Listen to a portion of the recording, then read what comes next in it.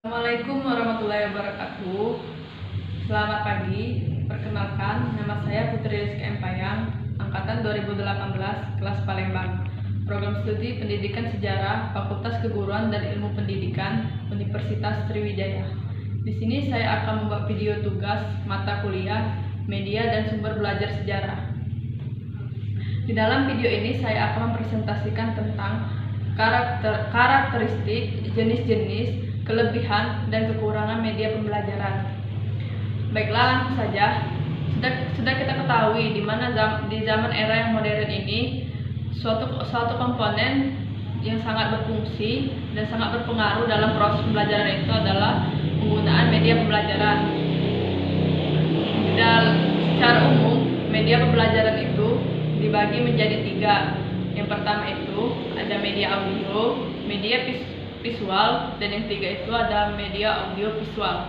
Akan tetapi seiring berkembangnya zaman dan perkembangan ilmu pengetahuan dan teknologi, muncullah media baru, dan media baru ini fungsinya gabungan dari ketiga media sebelumnya atau lebih dikenal dengan multimedia. Baiklah, yang pertama saya akan menjelaskan tentang media audio. Media audio ini berkaitan dengan indera pendengaran. Pesan yang disampaikan dalam lambang-lambang auditif baik secara verbal dalam bentuk kata-kata, bahasa ataupun lisan maupun secara non verbal. Di dalam media audio ini saya mengambil 2 contoh. Contoh pertama di sebelah kanan sini ada radio. Radio ini merupakan alat elektronik yang bisa menyampaikan berita atau informasi yang baru saja terjadi dan secara aktual.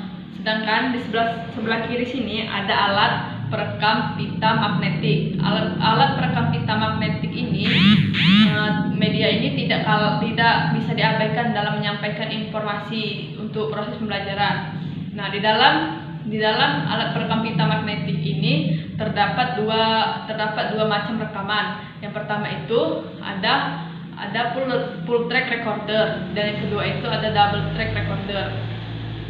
Selanjutnya, adapun kelebihan dan kekurangan dari media audio ini. Kelebihan dari media audio ini, yang pertama, harganya murah dan variasi program lebih banyak dibandingkan televisi. Yang kedua itu sifatnya mudah dipindahkan. Yang ketiga, dapat didengarkan secara bersama-sama. Yang keempat, dapat meningkatkan partisipasi aktif pendengaran siswa. Adapun kekurangan dari media audio ini, yang pertama itu memerlukan pemusatan perhatian, pengalaman tertentu sehingga cara mendapatkannya dengan belajar secara khusus. Yang kedua media ini menampilkan simbol digit dan analog yang ke dalam bentuk auditif adalah abstrak sehingga memerlukan pengalaman visual. Yang ketiga, karena abstrak, media ini hanya bisa dikontrol melalui kata-kata atau bahasa saja. Yang keempat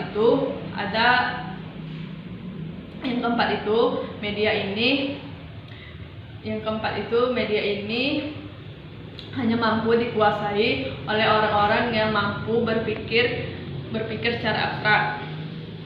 Selanjutnya, yang kedua, media visual. Media visual ini adalah media yang menampilkan gambar. Media visual ini juga berperan penting dalam proses pembelajaran. Media visual ini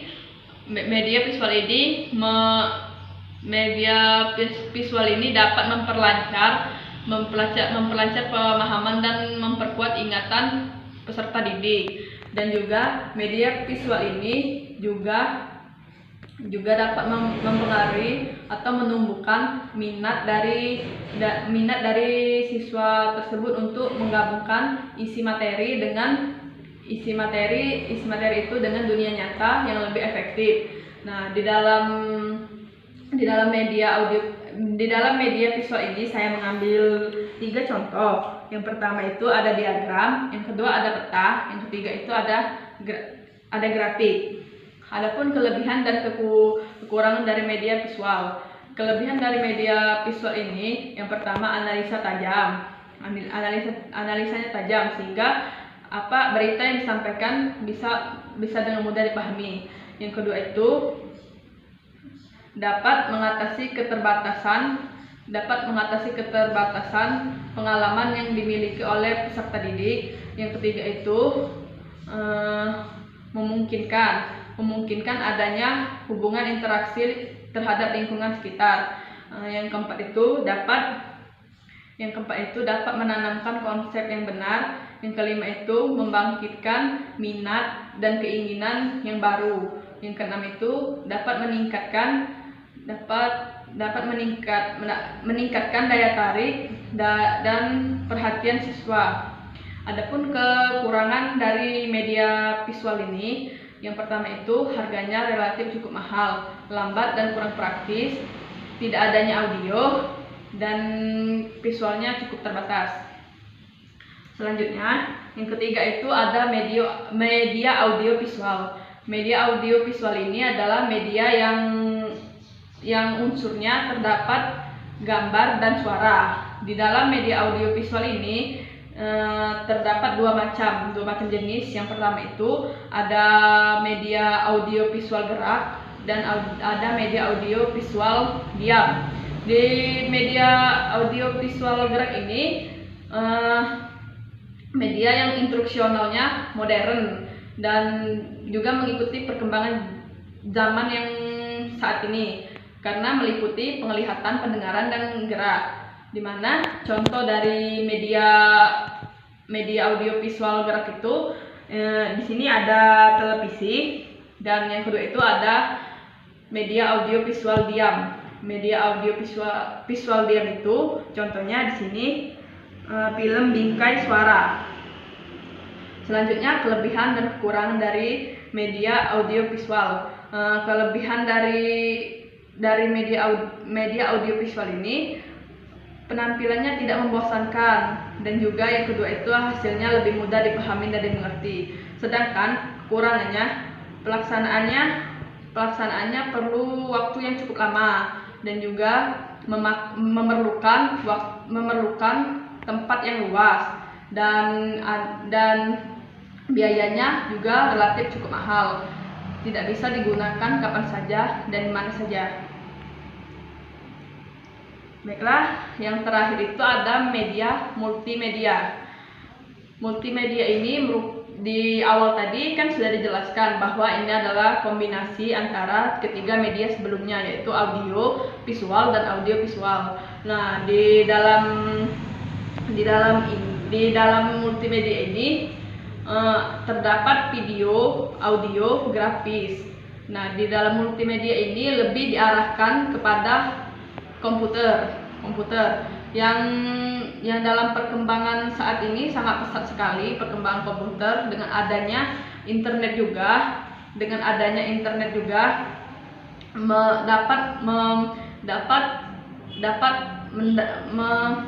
dapat membawa dampak positif untuk dunia pendidikan itu, seperti adanya e-learning dan e-education. Terus adapun kelebihan dan kekurangan dari multimedia ini, yang pertama itu ada kelebihannya. Kelebihan dari multimedia ini, yang pertama, memberikan kemudahan bagi siswa untuk belajar baik secara individu ataupun kelompok. Yang kedua, memudahkan guru untuk memberi materi. Yang ketiga, karena bisa digunakan secara individu, maka peserta didik itu bisa leluasa menggunakannya. Yang keempat itu tidak membutuhkan waktu yang lama, bersifat interaktif, dan yang terakhir itu dilengkapi fitur-fitur pendukung seperti background, volume yang bisa dibesarkan dan dikecilkan sendiri. Adapun kekurangan dari